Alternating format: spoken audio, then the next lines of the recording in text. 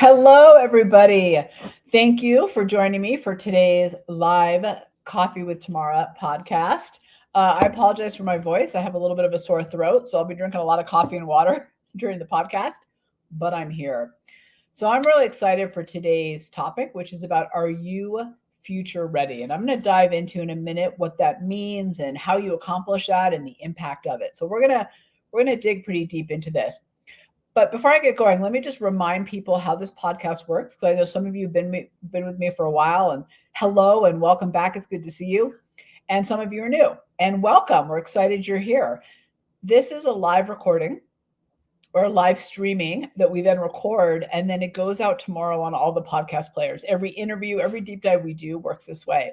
The reason we started incorporating the lives is because I wanted a chance to engage with the audience, and the audience wanted a chance to ask me questions. I kept getting a lot of questions in, and I wanted an opportunity for you to actually ask them to me live and to really tap the collective brilliance, wisdom of the community of our everyday innovators out there. We all have something incredible to add to the conversation. So if you're out there and you have a question, I encourage you to ask it, because your question is going to help somebody else. They might be thinking it too, or it might help them think about their challenge in a new way. Or if you're like, oh, here's how I do it, or here's how I think about it, or here's the aha I just had, I would encourage you to add that too, because that's going to make somebody else think about it in a new way, or give somebody else some insight that they may not have had before. So let's get to it. I want to talk about, are you future ready? What that means and what that looks like for you. So why are we even talking about this? I took a bunch of notes, and yes, you can see my dogs in the podcast today. They're like all over the place today. So what does it mean to be future ready? Why do we care about that? What is that even about? So let me share kind of how I look at that and how I define it, because it's critical for individuals and for teams and organizations at all level right now, in particular with the uncertainty and the change and the ambiguity that we're dealing with. We need to be future ready. And in fact, being future ready creates stability and innovation. People always think those two can't exist together, but they 100% exist together. And in fact, when they do, that's when you are successful, is when you have both. So let me talk about what it means. So being future ready is the ability to anticipate, adapt, and respond proactively to change. So anticipate, adapt, and respond. So what is that? Well, that's not being reactive and constantly putting out fires.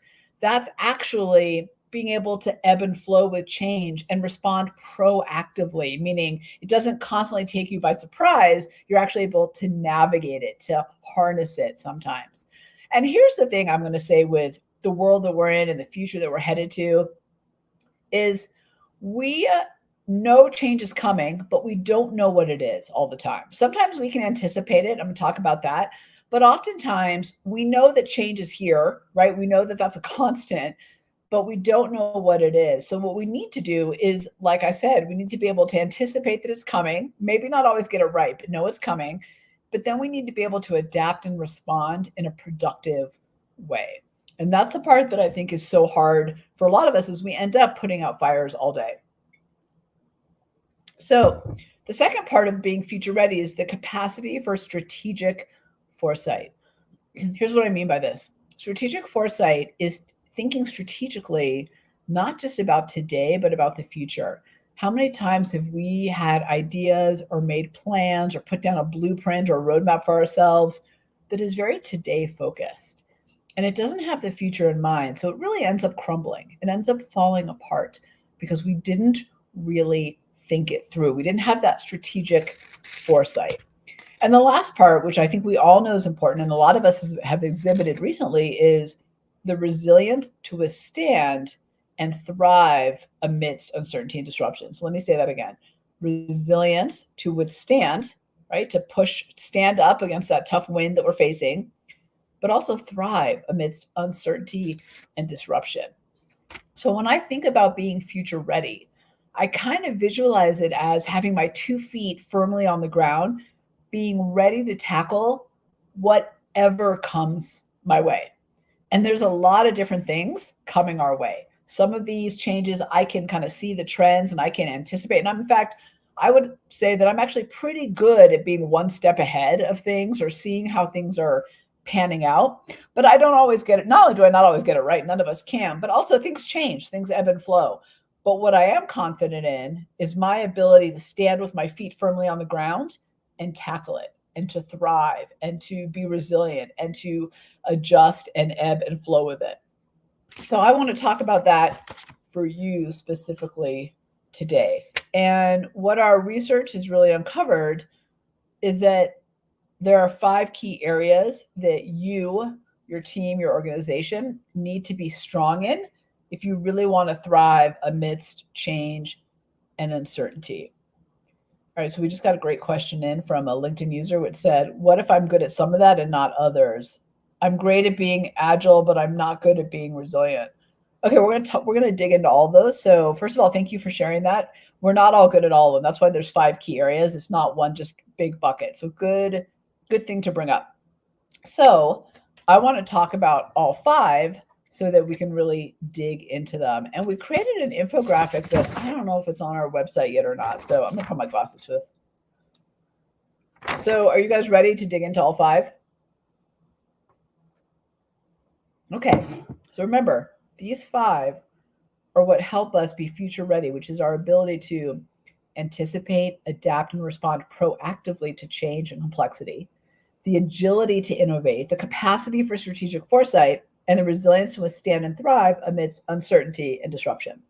So there's 5 areas. I'm going to share these 5 areas with you, and I'm going to share some examples and some stories of clients that I've worked with and from our business as well. So here's the 5. Ready for them? Okay. Collaborative spirit, agility and resilience, decision-making and risk-taking, everyday innovator mindset, and awareness and appreciation.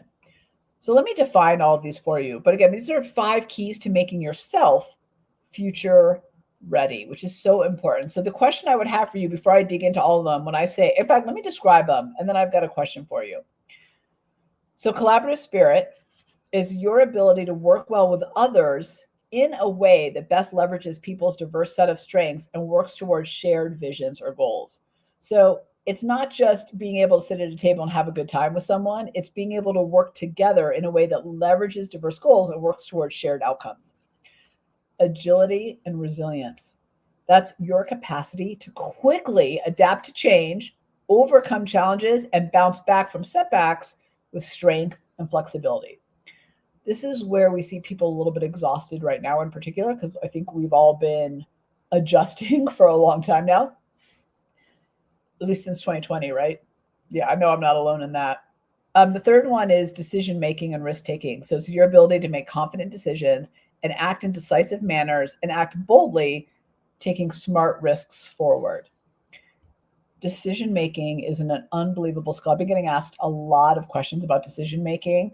I think because it's one of those things that we think sounds great. We know we need it, but man, do we falter in this area, don't we? We're like lollygaggers. You know, I heard, God, what is her name? Cody something. She does she invests in boring businesses, small businesses. Oh, I can't remember her name. Anyways, she, in an interview, said something I thought was so powerful. She said, if you want to know how someone makes decisions, take them out to lunch. She said, I don't hire anyone that if I go out to lunch and they can't look at a menu and decide pretty quickly what they want, then I don't want to hire them because that's an indication of how they make decisions in business.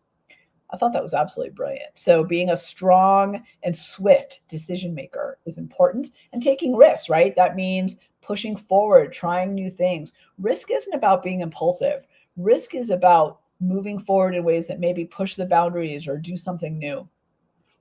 Okay, so that's the third one. The fourth one is everyday innovator mindset. So that's your capacity to not only generate innovative solutions, but also embrace and lead change, be forward thinking, and have a solution-oriented mindset. So generate innovative solutions, embrace and lead change, be forward thinking. This is creative problem solving. This is your ability to think differently about what's right in front of you. And that mindset is something that we all have a little differently. As you know, many of you have taken our IQE, our innovation quotient assessment, discovered your unique everyday innovator archetype. So the way you do this everyday innovator mindset as the catalyst or the maverick or the integrator is very different than me as the pioneer or someone else who's the investigator. So, but we all have it and we all need to unlock it. Human capital is really important in making ourselves future ready. And I say human capital from the team perspective, but also from the individual perspective. We're using so little of what's going on up here. Like, it's incredible to me. And I'm guilty of it too. We all are, but we've got a lot to offer that we're not leveraging. Okay, so the fourth one, or the fifth one, is awareness and appreciation. So this is your ability to unlock your unique strengths, motivators, drivers, and avoid self-sabotaging behaviors alongside with a deep appreciation for the diverse uniqueness and value of others. So meaning understanding your strengths, your drivers, where you add value, how you tackle things, and understanding and wanting that out of the people that you work with. So awareness of yourself, but also appreciation of others. I can't tell you the number of times that I have worked with teams that have really struggled. And the reason they brought us in with our archetypes and our assessment and our workshops and being future ready, those workshops, which are the most popular right now, is because they don't have an understanding of how to really work together. They don't trust each other. They don't have an appreciation for each other. Now, I think you can probably see how all these come together. But again, collaborative spirit, agility and resilience, decision-making and risk-taking, everyday innovator mindset, and awareness and appreciation. Those are what it takes in this world to be future ready and to make yourself and your teams future ready. Now, before I forget, I'm going to cut and paste this over into the chat bar. I'm not even sure where it goes when I come from StreamYard, but we'll find out. We have an assessment that you can take that'll tell you how future ready you are and how future ready your team is. So go check it out. It's on our website, but it's awesome because it'll give you an actual score across all 5. It asks you a whole range of questions. So let's talk a little bit about these. I'm going to share a story with you on each of one because I think that's the best way to right? We're storytelling human. I think that's the best way to understand it. So we're going to go through all 5. And I will make sure to cover all of them before we're out of time. But again, this is about, before I dig into it, this is about being future ready, which sounds like a lofty statement, but it's really not. It's exactly what I said in the beginning, which is it's kind of having your feet firmly on the ground and being able to tackle whatever comes your way. And maybe those are headwinds and maybe those are tailwinds, right? Maybe the wind is working against you or maybe it's pushing you forward. Excuse me. But either way, what matters is that you're ready to embrace that.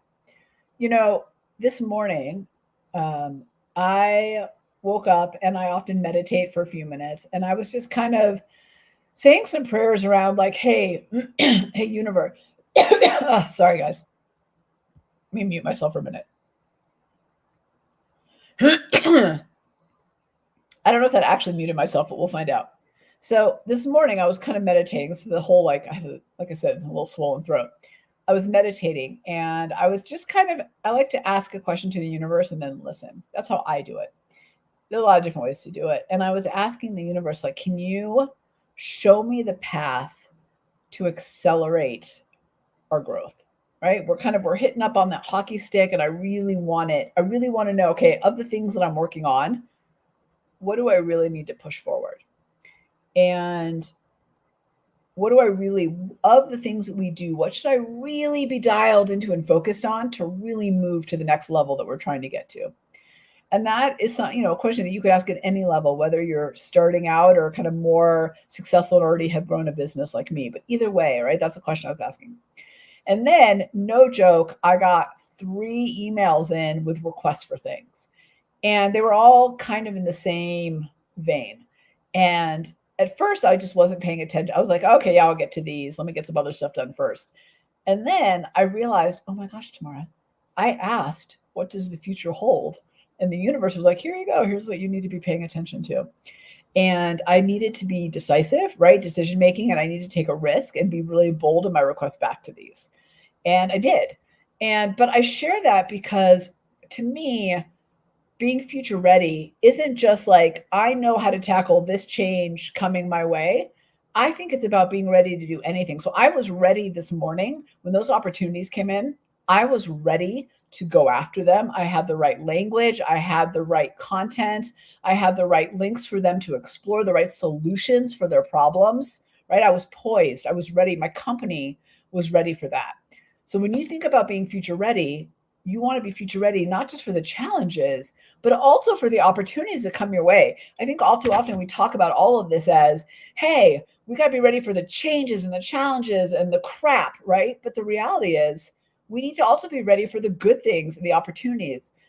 More often than not, I see people not reach their level of success, their level that they could, not because they couldn't overcome the challenges, that's part of it, but because they couldn't seize the opportunities. So being future ready is about the headwinds and the tailwinds, okay? If you're a bike rider, you know if those winds are pushing against you, you are slow AF. But if the wind is behind you, right, is pushing, you can be uphill going faster than you were going downhill with a different wind. So being future ready is about both of those, right? You got to be ready for and be ready to adjust your gears, be ready to adjust your cadence, be ready to adjust, how you do it moving forward, but with both. So with that, let me dig in to both of these. I got a few bikers on here who love the analogy. You're welcome. Yes, I've learned the hard way that, I was once training for a bike race and I was going on this canyon. It was like rolling hills. And the wind was so bad that it was headwind. I was pushing against me. It was so bad that I was going downhill slower than my fiance was going uphill in the opposite direction. But he was prepared to take advantage, right, of what he had. And I was prepared to push forward and knew what to do to keep going in the direction I was going, despite the fact I was already going downhill, but so slow. So you need both. All right, I'm glad you guys like that analogy. It kind of works for me too. All right, so collaborative spirit, right? So let me share a story about this one. And like I said, I'm gonna share stories about my clients because I'm really impressed with a lot of what they do and how they do it. So your ability to work well with others in a way that best leverages people's diverse set of strengths and works towards shared vision or goals. So one of my long-term clients that I've done multiple things for is a district attorney's office out in California. And they are an incredible group of people. But just for a moment, I want you to imagine you have a lot of different types of people that have to come together to make this team work. So you have lawyers, right? The prosecutors, you have investigators, you have clerks, you have administration, you have mental health services, you have children's services, right? You've got a lot of very diverse groups and types of people. And one thing with them, and one thing I think this group in particular, why they're so successful in what they do, is that they collaborate so well and their culture is of collaboration. So if the prosecutor side of the office is having a challenge, the investigators or the clerks or the children's welfare, whatever, actually rally to help them move forward because everybody's impacted by everything and they understand that. And they understand that different roles and different perspectives have value. And I share them with you because I know sometimes at work it feels like I'm over here in marketing and they're over here in operations and they're over here in R&D or product development, whatever. And what we do is different, right? My department's marketing, their department is that. But in reality, for people to thrive, that collaborative spirit has to go beyond what's in your line of sight.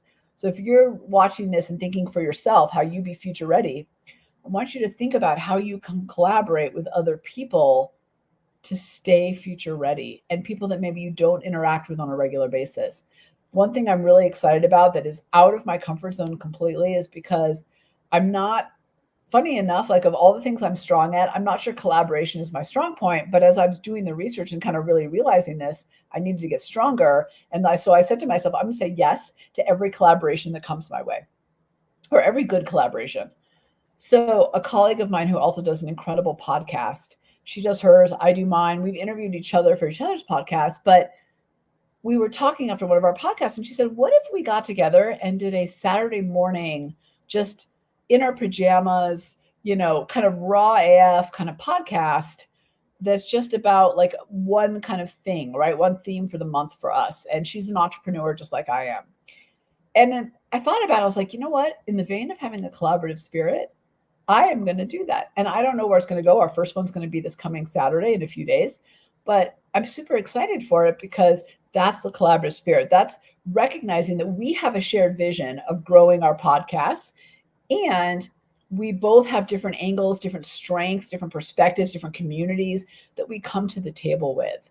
So when you think about collaborative spirit, I want you to think about not just what's like right in your line of sight, but also out on the, kind of on the edges, on the fringes. That's where real collaboration really happens. And Yolo County, this group that I work with, is an amazing example of that, because every time I talk to them and I do kind of one-on-one interviews with the team to prepare for something, they talk about how they got support from somebody here or somebody else solved a problem. And when I get them together, that's how they act. Like, they know that they are a bigger, more powerful team together. They have an incredible collaborative spirit. So you got to ask yourself, in your life individually, are you collaborating? And in your teams, do you really have a collaborative spirit, or are you just trying to get together for consensus? By the way, I'm not, I should say, a fan of consensus in any way. Consensus kills everything. Collaboration is what really works. And collaboration tends to lead to alignment, which is essential. It's not about consensus. So that's what I think a real collaborative spirit looks like. It's not about this kind of like little 4 people at the table that you work with every day. It's about that bigger picture and understanding how to work well with others for shared visions, whether that's one-on-one or in bigger teams, and recognizing those teams are bigger. All right, so that's collaborative spirit. Number 2 is agility and resilience. So agility and resilience is capacity to quickly adapt to change, right? Come back from setbacks stronger. This one's going to be really important. They're all important, but this one I just want to highlight because, as I said before, change is coming, but you don't know what that change is going to be a lot of the time. And I think we can anticipate, 70% of it, but there's 30% that we can't anticipate. So we have to be ready for what am I trying to say? We have to be ready for the things that we don't anticipate, that we can't possibly anticipate, because they're happening. The world moves so fast right now. So I'm going to go a little bit back in time to forward and say that, like many of us in 2020, when everything got shut down, the rug got pulled out from under me for my business, pulled out. I was set to have the best year yet for our business. Our team was ready to go. I was ready to go. And then all that stuff crumbled. So as you can imagine, when all that stuff crumbles, all that money and all those opportunities and all those clients and all that relationships, right? It all goes with it. So there I am, like, with a business model that doesn't work anymore, or at least doesn't work in the time that we're in. And, I think the first couple of weeks, I'll never forget, I had coffee with a friend of mine who's in a similar business. She does more speaking than she does kind of this online stuff that I do, but similar businesses. And she said, yeah, I think we'll be on the road again. I was like, yeah, 2 weeks tops. This was like beginning of March, maybe 2020. Is that right? That's what we thought, right? Looking back, how ridiculous. But I quickly came to realize, right, that the rug was pulled out and it wasn't coming back anytime soon. And I had to figure out how to adjust. So I looked around, I looked at what are my clients' needs now? What's the world need for me now that maybe has changed from before? I looked at what's the real benefit that I provide, that Launch Street provides, not just the tools and the tactics, but the purpose and the why behind it. I looked at all the different ways we could pivot the business in terms of how we deliver. And we had to pivot fast, right? We had to be very agile. So we went from live, we went to online and to scalable versions really quickly, but also we actually had to adjust what we were delivering to match the times we were in. So being agile and being resilient isn't just kind of pivoting here and pivoting there and just saying, I'm going to do exactly what I've done, but in this channel or in this form. Being agile is about not just adjusting that, but adjusting how and what you deliver. So I'm going to give you my example, right? So we have the assessment, the IQE, the Everyday Innovator personality styles. And I wanted that to go out there, but the rug was pulled out. And we normally did it through live events and workshops and keynotes, but that wasn't happening in 2020. So I couldn't do that. So everyone said, well, just take it online, do a webinar, right? Just do a webinar and take it online. But that's not really being agile. Frankly, I think that's being lazy, because what I needed to do was go, wait a minute. we can go online and reach a global audience, but also what do they need from me now that's different from 6 months ago? And that's a question I think if we want to continue to be agile, that's a question that we have to keep asking ourselves is, what does the market need from me now that it didn't need 6 months ago? How many of you are asking that question of yourself on a regular basis? I ask this almost monthly because then I could say, okay, I've got this assessment, right? I've got this foundation, I've got this tool, but the insights that I'm going to pull out from it that are very valid and very valuable are different today than they were 6 months ago when the rug got pulled out. Okay. And how I'm delivering it, how the person on the other side experiences it needs to be different, how an individual engages and how a team engages.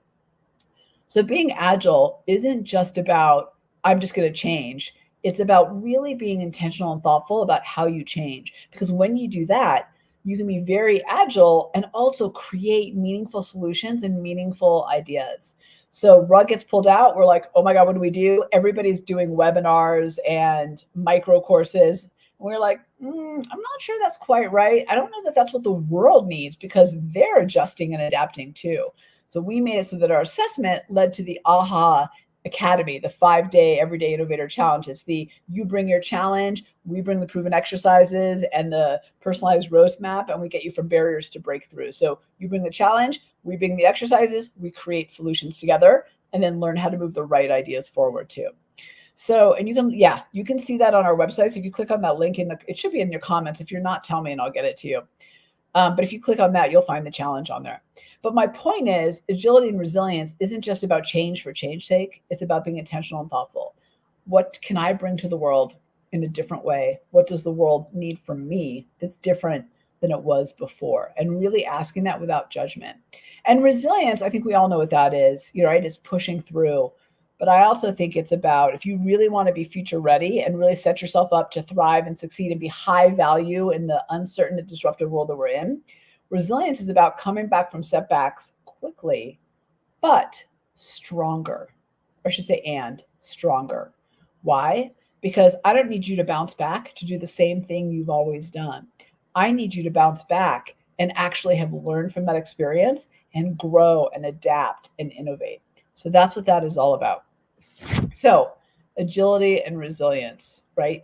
You got to be a little bit more intentional about it and a little bit more thoughtful about it. And you got to understand, you got to know in your market, where are things that are constantly changing. Again, you can't anticipate everything, but you can create a bit of a roadmap, look to the future a little bit and go, okay, based on what's happening today, here's what I think is coming down the road. So how are we going to pivot and adapt should that happen? Okay. Number 3 is decision-making and risk-taking. So that's your ability to make confident decisions and act in a decisive manner and swift manner and act boldly and take smart risks. So I think this one is so underrated, not talked about enough. And as I mentioned in the beginning about that story about that entrepreneur who takes people out to lunch because she wants to see how they order food.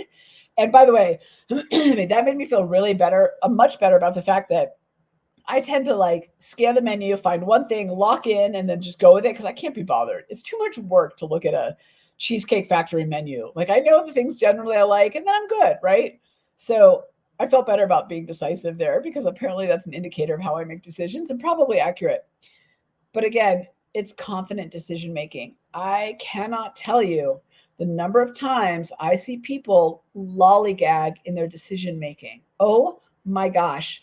It takes an hour to figure out where to go to dinner. It takes 2 days to figure out if you want to buy that outfit. And worse, in my opinion, it takes 6 months to decide if you're going to move on that idea or not move on that idea, but not even make a decision either way.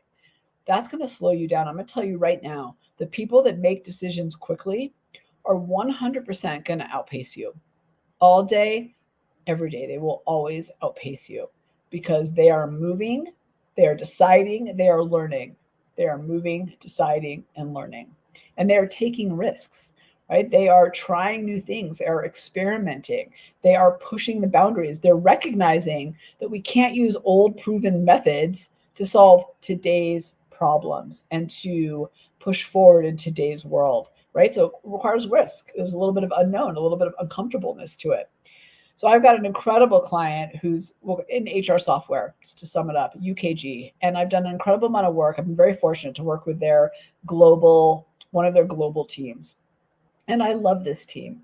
And they embody being decisive and taking risks. So they work in markets across Latin America and Asia. And so things fluctuate a lot, and they're selling into these companies, and not only do the markets change, but regulations change and customers change. So they need to move quickly. And I'm going to tell you right now that every time I talk to them, and I've talked to them probably once a month in some way or another for the last year and a half, they have made decisions, they have implemented, they have taken some risk, right? They've tried some new things, and they have learned, and they have grown, and they have adapted. And I'm going to tell you right now that if they're on the other side of that coin and they didn't do those things with confidence and with decisiveness, they would fail. They would fail. And all of us would. And I see so many people that just struggle to make decisions, even the most basic ones. And by the way, if you're one of those people that are like, man, I am super indecisive, it's a muscle, okay? It's not something that I have and you don't. I just practice mine more, and I've gotten more comfortable being decisive and confident, even decisions that I only have 50% of the data on, which by the way is pretty much every decision we all make. So you got to get comfortable with 50% because you're never going to have 100%. That's a procrastination tactic. If you're like, I'm waiting for more information, you're just procrastinating. That's all that is. So we got to get really comfortable making them and making them quickly. And if you don't have that muscle, what I suggest to you is to start small. Start by going out to eat and being like, I'm going to make a decision like that, and I'm not wavering. By the way, just use that as my example. I've gone out to dinner, made a decision, and been like, not my favorite. But guess what? Next time I went to that restaurant, I picked something else. You learn and you evolve. Same with decisions in my business. I will, put out an email inviting people to attend whatever it is, and people don't really respond. I'm like, all right, I made that decision, but guess what? I learned it didn't work. And guess what? I learned and I evolved. And the next time I sent out that type of communication, I adjusted it based on what happened. And then I was successful the next time or the time after that. Sometimes it takes a few times. Let's not pretend it happens overnight ever. But being decisive is really important, and being able to take risks. You got to think like someone who experiments, right? Like a scientist. That's how you're going to make it.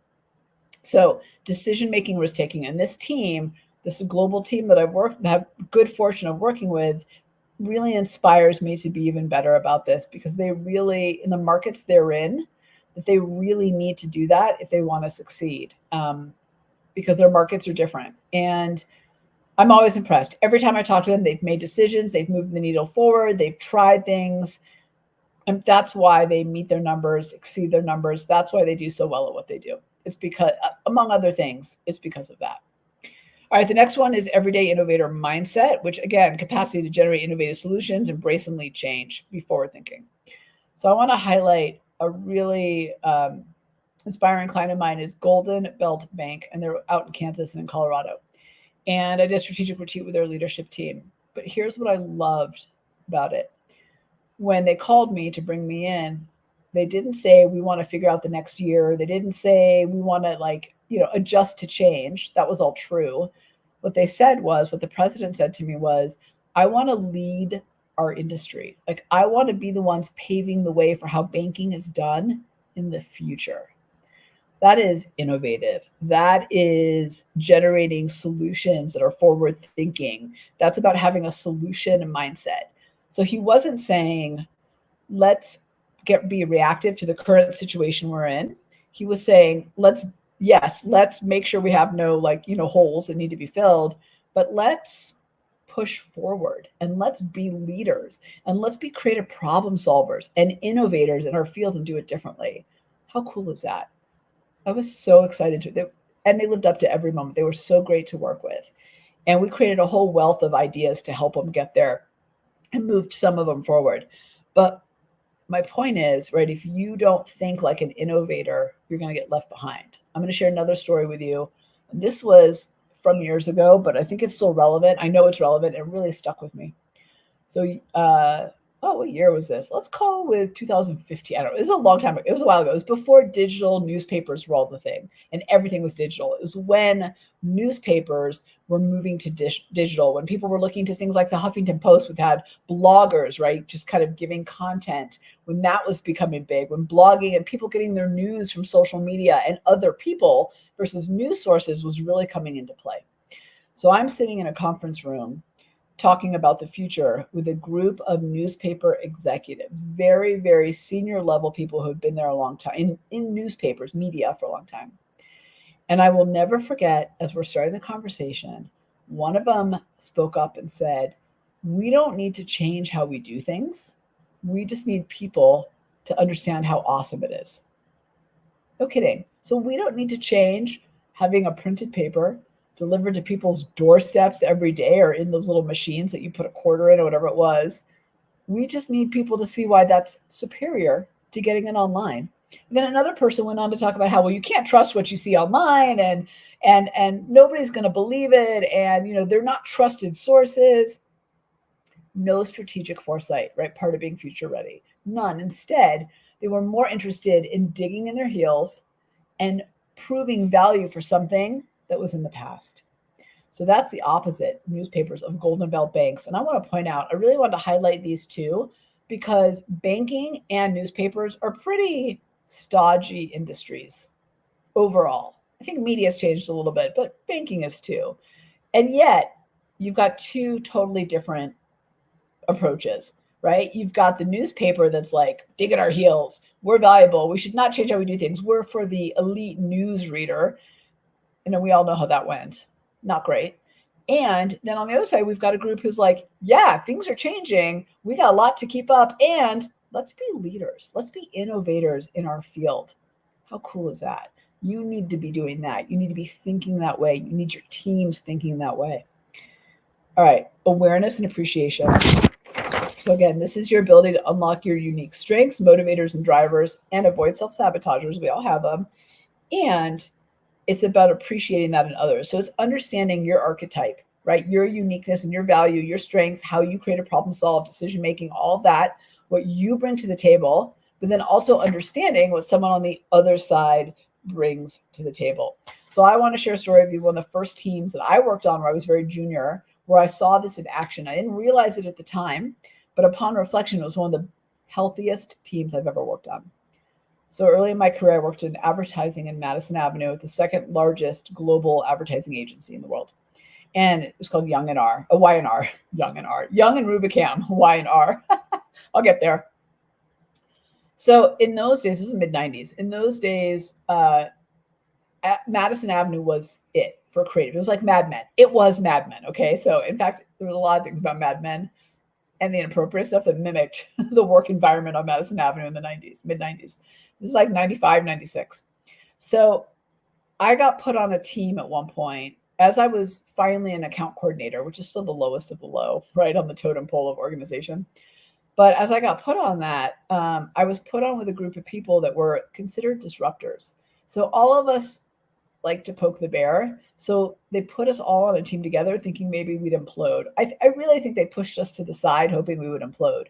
We ended up thriving and growing our clients' pockets by 18% in 1 year, like revenue. I mean, we did amazing. And of course, the brand that we worked on, my favorite brand in the world, Chef Boyardee ravioli, the best. It was American Home Foods at the time. So anybody remember that? Anybody else? Oh, you still eat Chef Boyardee. I love it. Also, you should know about me if you ever hire me. I'm the type of person who I'm all in. So when I was working on Chef Boyardee, I ate ravioli. When I was working for Johnsonville Sausage, I ate a ridiculous amount of sausage. When I was working for Art Mills, I bought flour and like made every cake I could make. So I'm all in because I want to experience the products and the services, right? If you're in banking, I'm going to see if I can figure out how to bank with you for like what that experience is like. I'm an all in kind of gal. So, but okay, so back to the story is, so they put us together. Anita May, who is the most amazing human ever, was our most senior boss. And then it was a gentleman named Stuart McLean, who's also awesome. And they're all both off doing great things. And there was a couple people between us and me. And what really struck me that was so great about this team is we were all a little bit disruptive and a little bit vocal. And so you would think that that wouldn't work on a team together. But actually, the most amazing thing happened. It was the opposite. And we'd be in a room together. In fact, often in Anita's office, she had a big office with some couches. And we'd be sitting in there and we'd be talking about, what the creative campaign should be. Oh, Carl Greenblatt, that's the other. He was the creative guy. Carl was the best. Carl and I used to watch The Tick. Anybody remember that show? The Tick? The actual animated? Oh, I'm so old. Okay. Sorry, I digress. I just remembered his name. Carl's great. He went off to do amazing things too. But we'd all be in a room talking about the client's objectives, the creative brief, the ad, the rough cut of the ad, whatever it was. And we would be debating and arguing and bantering and agreeing and disagreeing. And if you walked by, you might have thought it was a pretty volatile meeting. But the reason we were able to debate and discuss and all of us had a voice at the table is because we had awareness of what we brought and the voice that we brought, and we had incredible appreciation for each other. I really believe that looking back. They had no reason to believe or listen to me. I grew up in the corporate era of, you didn't speak until spoken to, and you didn't talk until you had a director title. And they listened to me. And they listened to my thinking and they let me have client interaction, right? It was so powerful for me. It was such a great career experience. But the awareness and the appreciation that we had for each other, we could debate, which is so important for being future ready and to have a healthy, thriving organization. We spend so much time trying to run away from debate and argument. It is essential because otherwise you end up with groupthink, and groupthink leads to incredible holes in your thinking. It's a bad idea. So we worked well because we understood what we brought to the table. We all did. We all were pretty confident in our skills. That's why we bothered other people. But together we were a powerhouse because we had that appreciation for each other too. And I will always look back on those days so fondly and give a big thank you to Anita and Stuart and Carl, who allowed me to have a voice at the table, but they understood all of these things. They did it naturally. It was a wonderful experience. But I share that because we had that appreciation awareness, and that led to incredible creative that led to more sales of ravioli. And that's important. And that's powerful. And that's what happens when you do that. So if you work by yourself or if you're solo, it's doing that with the people, your partners, your vendors, your web guy, the person who does your social media, whatever. The whole command and control doesn't work, right? We need to have that connection. And when we have that as a team, as a company, as a small business, with our customers, we can go further. I hadn't thought about that until this very moment, but with customers, it's also really important that we're future ready together with them, that we have a collaborative spirit, that we have agility and resilience, and we're able to ebb and flow with them, that we are strong decision makers and help them be strong decision makers, and innovator mindset and awareness and appreciation. If you've ever been on a phone call with me or anyone on my team to talk about whatever it is we're doing together, whether it's because you've joined the AHA Academy, whether it's because you're doing a workshop, future readiness workshop with us, whatever it is, you know that it's more like a collaborative discussion. And there's a lot of awareness and appreciation versus us kind of going behind the black curtain and then coming forward and telling you what to do, or you just telling us what to do, right? Both ways don't work. So our sessions are very coachy, like with each other, and very open. I just had a conversation with the district attorney's office that we're doing the work for the other day. And, he said something that made me go, you know what, given what you just said, I think we might want to adjust this. I'd already set the plan, but he said something that was really important that I needed to listen to. And because I appreciate that what he says really matters, not just because they're paying us, but because that's the appreciation you need to have for the people around you. And I'd say that my teams over at UKG that I work with would probably tell you the same thing, that every session with me is like, I'm listening, I'm asking questions, I am giving advice and suggestions. I've been doing this a long time, right? That's my expertise in my areas, but I want to match that with what they have to say. This is not a command and control situation in either direction. And anytime I've had a leader or a client who doesn't want to hear me, who just wants to hear their perspective, I'll shut it down and be like, whoa, we need to kind of do this a little bit differently, because I know that it's that bringing together that's going to get us to the meaningful area, not just one voice and one perspective. Okay, so wow, I've shared a lot of stories today with clients, real world.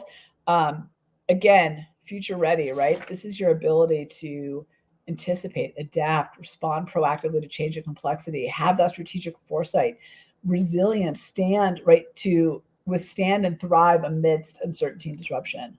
And all those are really important. So I hope that this helps you. I want you to think about those 5 areas. Go take our scorecard. We have it set up for teams, but you could answer it just for yourself too, right? And see where you fall. So it kind of works out in the same way. It has a series of very specific questions that work in these different categories. But I know you're tired of hearing, we live in disruptive, uncertain, VUCA times. I'm tired of it too, but it's the reality that we're all in, and we need to accept it. And I can't tell you what your job is going to look like in a year. I can't tell you what my job is going to look like in a year, but I can tell you that if you have these 5 areas, you're set up for success, to have your feet on the ground, and to tackle the challenges and the opportunities that come your way. All right, everybody, thank you so much for joining me today. I love it all. I love your questions. I love your comments.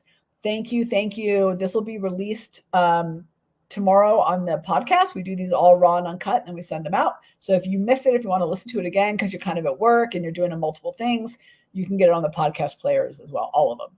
All right, everybody, thank you. I'll see you next time. You're welcome.